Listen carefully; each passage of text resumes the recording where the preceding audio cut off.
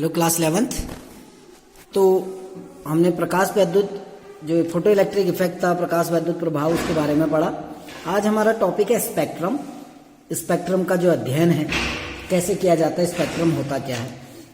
तो हमने जो रेडिएशन है, जो विकिरणें निकलती हैं, हमें पता है कि जो विद्युत चुंबकीय विकिरण है उसमें भिन्न भिन्न आवृत्तियों, ठीक है ना, उसमें बहुत अलग अलग आवृत्तियों का बना हुआ होता है। जो वैद्युत चुंबकीय आपका स्पेक्ट्रम है वो बहुत अलग अलग प्रकार की आवृत्तियों और जो उनकी वेवलेंथ होती है उनका बना हुआ होता है।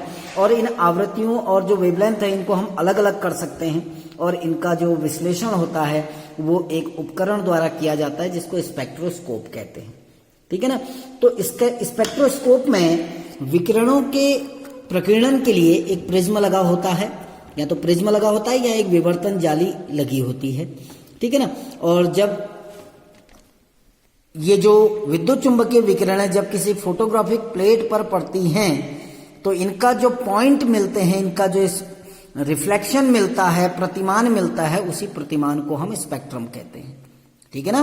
तो होता क्या है कि ये जो विद्युत चुंबकीय विकिरणें हैं इनको किसी फोटोग्राफिक प्लेट पर गिराया जाता है और वहां पर जो भी इनका प्रतिमान मिलता है उसको हम स्पेक्ट्रम कहते हैं, है ना।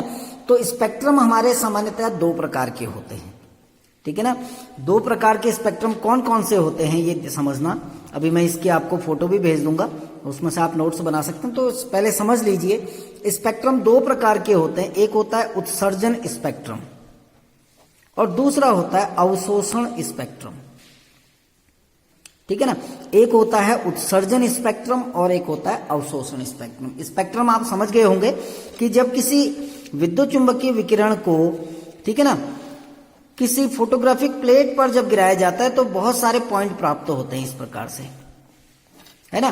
क्योंकि विद्युत चुंबकीय विकिरण अलग अलग आवृत्तियों का बना हुआ होता है और अलग अलग आवृत्तियों के अलग अलग पॉइंट या प्रतिमान हमें प्राप्त होते हैं और इन प्रतिमानों को ही हम सामूहिक रूप से क्या नाम दे देते हैं, स्पेक्ट्रम। जैसे इंद्रधनुष होता है ना, तो इंद्रधनुष भी एक स्पेक्ट्रम होता है। उसमें 7 रंगों का एक स्पेक्ट्रम है, 7 रंग सम्मिलित होते हैं, लेकिन रंगों को स्पष्ट विभेद करना संभव नहीं होता है, तो उसको हम एक स्पेक्ट्रम कहते हैं, वो भी, है ना। तो स्पेक्ट्रम आपके दो प्रकार के होते हैं, एक उत्सर्जन और एक अवशोषण, ठीक है ना। तो सबसे पहले हम बात करेंगे उत्सर्जन स्पेक्ट्रम की, कि उत्सर्जन स्पेक्ट्रम क्या होता है, ठीक है ना। एमिशन स्पेक्ट्रा कहते हैं इसको, उत्सर्जन स्पेक्ट्रम। तो उत्सर्जन स्पेक्ट्रम क्या होता है कि जब किसी स्रोत से उत्सर्जित विकिरण, अगर किसी स्रोत से, किसी सोर्स से कोई रेडिएशन निकल रही है, कोई विकिरण निकल रही है और वो किसी प्रिज्म से प्रवाहित हो रही है, ठीक है ना।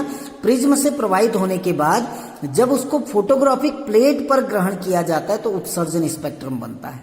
जैसे अगर हम माने कि सूर्य का प्रकाश है ना, ये सूर्य है, सूर्य से जो प्रकाश निकलता है उस प्रकाश को यदि हम किसी स्लिट की सहायता से, एक पतला सा छिद्र युक्त कोई उपकरण लगाएं और यहां से एक प्रिज्म में डालें इसकी एक बीम को, है ना, हमने इस प्रकाश की किरण को प्रिज्म में डाला तो प्रिज्म से 7 रंगों का बाहर निकलता है, 7 रंग।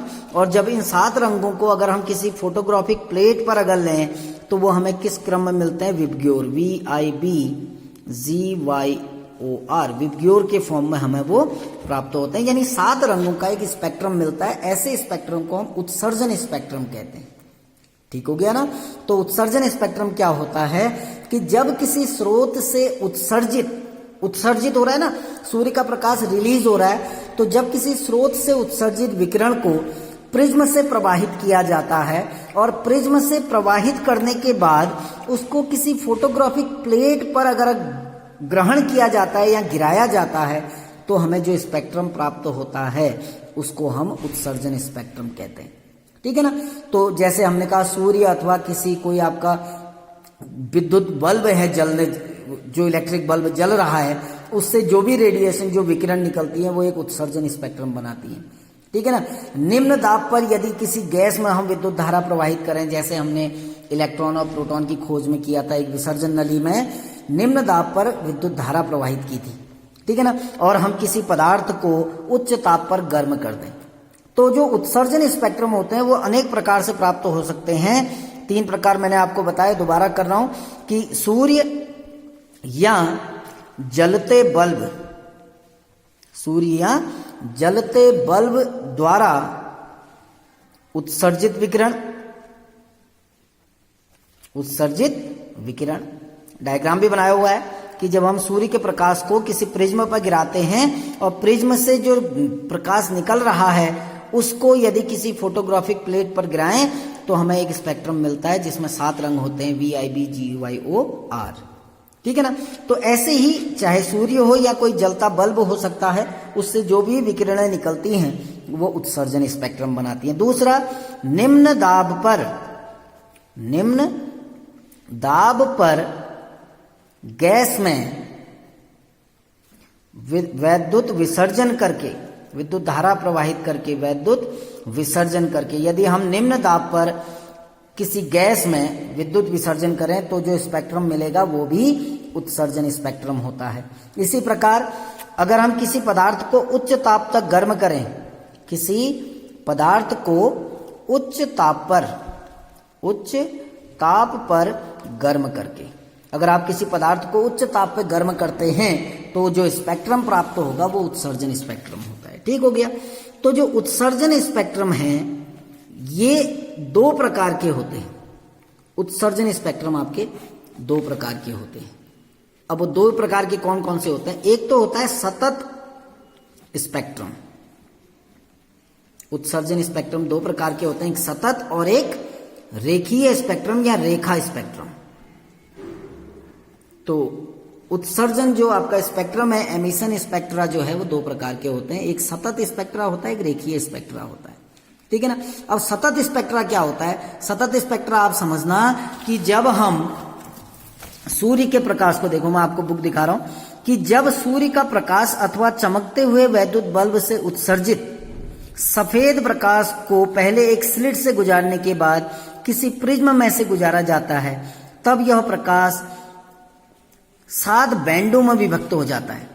जो अभी मैं आपको उदाहरण दे रहा था बिल्कुल वही है कि जब हम सूर्य के प्रकाश को या किसी वैद्युत बल्ब से जो सफेद प्रकाश निकलता है, व्हाइट लाइट, उसको एक स्लिट से गुजारते हैं, स्लिट से गुजारने के बाद किसी प्रिज्म में गिराया जाता है तो 7 रंगों का हमको एक स्पेक्ट्रम प्राप्त होता है। ये जो 7 रंग होते हैं ये बिल्कुल लगातार होते हैं, VIBGYOR, violet, indigo, blue, green, yellow, orange, red, तो क्रम से होते हैं लगातार और एक दूसरे पर अतिव्यापित होता है। ऐसे स्पेक्ट्रम को हम कहते हैं सतत स्पेक्ट्रम, लगातार जो प्राप्त होते हैं, कोई गैप नहीं होता है। आप इंद्रधनुष को देखोगे तो 2 रंगों के बीच में या 7 रंगों के बीच में कोई भी अंतराल नहीं होता है। ऐसा लगता है कि 7 रंग एक दूसरे में क्या हो रहे हैं, ओवरलैप कर जा रहे हैं, अतिव्यापित हो जा रहे हैं। तो ऐसे स्पेक्ट्रम को हम कहते हैं सतत स्पेक्ट्रम। देखो आपको दिखाया भी, लिखा भी है कि जो इंद्रधनुष का दिखाई देना भी एक सतत स्पेक्ट्रम का उदाहरण है। ठीक है ना। तो इंद्रधनुष कैसे बनता है ये आपने फिजिक्स में पढ़ा हुआ है। दूसरा आता है हमारा रेखीय स्पेक्ट्रम या रेखा स्पेक्ट्रम।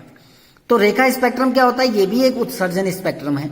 हमने पहले ही कहा कि उत्सर्जन स्पेक्ट्रम 2 प्रकार के होते हैं, सतत और रेखीय स्पेक्ट्रम।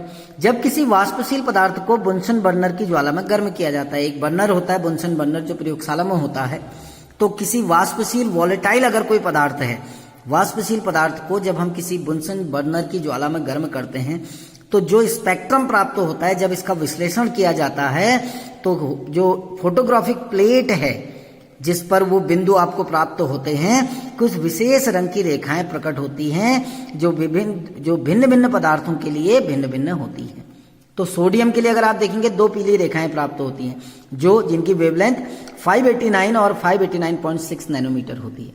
तो ऐसे स्पेक्ट्रम को हम कहते हैं रेखीय स्पेक्ट्रम। ये कहलाता है आपका रेखीय स्पेक्ट्रम। ठीक हो गया ना।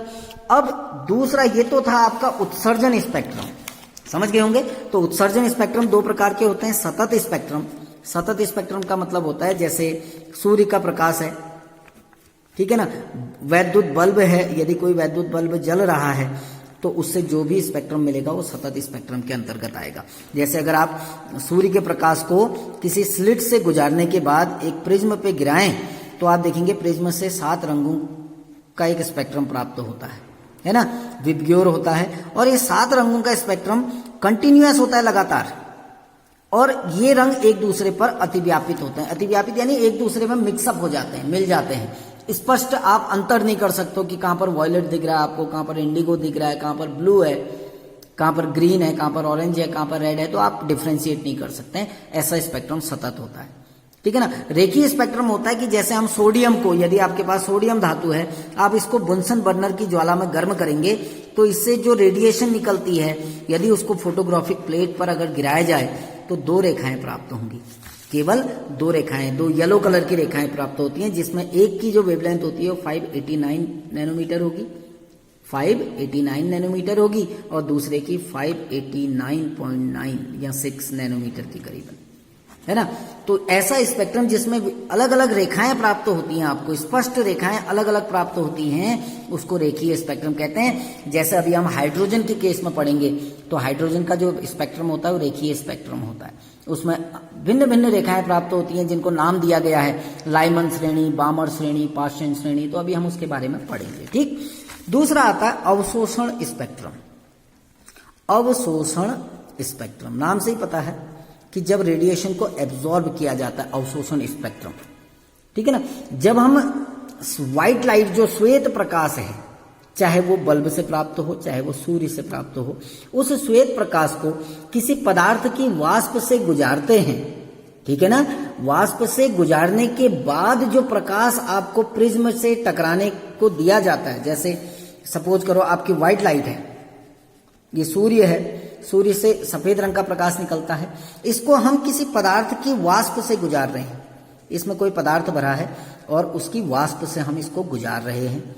गुजारने के बाद क्या होगा, जो प्रकाश बाहर निकलेगा, जो प्रकाश बाहर निकला, इस प्रकाश को किसी प्रिज्म पर डालने के बाद, हमने इस प्रकाश को प्रिज्म में डाला तो आपको सतत स्पेक्ट्रम के स्थान पर बहुत गहरी रेखाएं प्राप्त होती हैं, ऐसे डार्क लाइन प्राप्त होंगी आपको इस तरीके से, ठीक है ना। तो ऐसा स्पेक्ट्रम आपको रेखीय स्पेक्ट्रम कहलाता है। क्योंकि हुआ क्या कि जब हमने सूर्य का प्रकाश इस वाष्प में प्रवाहित किया तो इस वाष्प के कणों ने इस प्रकाश को अवशोषित किया, और अवशोषित करने के बाद दूसरी वेवलेंथ के प्रकाश का उत्सर्जन किया होगा। तो क्योंकि अवशोषण किया हुआ है ना, तो गहरी रेखाएं क्या प्रदर्शित करती हैं, गहरी रेखाएं उन विकिरणों को प्रदर्शित करती हैं जिसे पदार्थ द्वारा अवशोषित किया गया था, है ना। पदार्थ ने अवशोषित किया, इसीलिए इसको क्या कहा जाता है, अवशोषण स्पेक्ट्रम कहा जाता है, ठीक है ना। जैसा हाइड्रोजन का अगर आप स्पेक्ट्रम देखेंगे, या आप कुछ अन्य जैसे सोडियम का आप स्पेक्ट्रम का उदाहरण देंगे, तो वहां पर 2 पीली रेखाएं प्राप्त होती हैं, ठीक है ना। तो वो जो पीली रेखाएं प्राप्त होती हैं वो आपके स्पेक्ट्रम को शो करती हैं, ठीक है ना। तो ये हमने पढ़ा उत्सर्जन स्पेक्ट्रम और अवशोषण स्पेक्ट्रम के बारे में। कल मैं आपको बताऊंगा कि जो हाइड्रोजन का जो एटॉमिक मॉडल है या जो स्पेक्ट्रम है, जिसमें बहुत सारी श्रेणियां प्राप्त होती हैं। अगर आप हाइड्रोजन के स्पेक्ट्रम की हम बात करें तो हाइड्रोजन के स्पेक्ट्रम में अनेक रेखाएं प्राप्त होती हैं, जैसे उसको श्रेणियों में बांटा गया है, लाइमन श्रेणी, बामर श्रेणी, पाश्चन श्रेणी, ब्रैकेट श्रेणी, फुंड श्रेणी। अगर हम देखें, ये है, जैसे मैं आपको बुक में दिखा रहा हूं, ये अनेक प्रकार की श्रेणियां प्राप्त होती है। पहली जो होती है लाइमन श्रेणी कहलाती है, दूसरी बामर श्रेणियां, फिर पाश्चन श्रेणी, फिर ब्रैकेट श्रेणी, फिर फुंड श्रेणी। इसके बाद एक और श्रेणी आती है हम्फ्री श्रेणी, जिसके बारे में हम कल बात करेंगे। Thank you.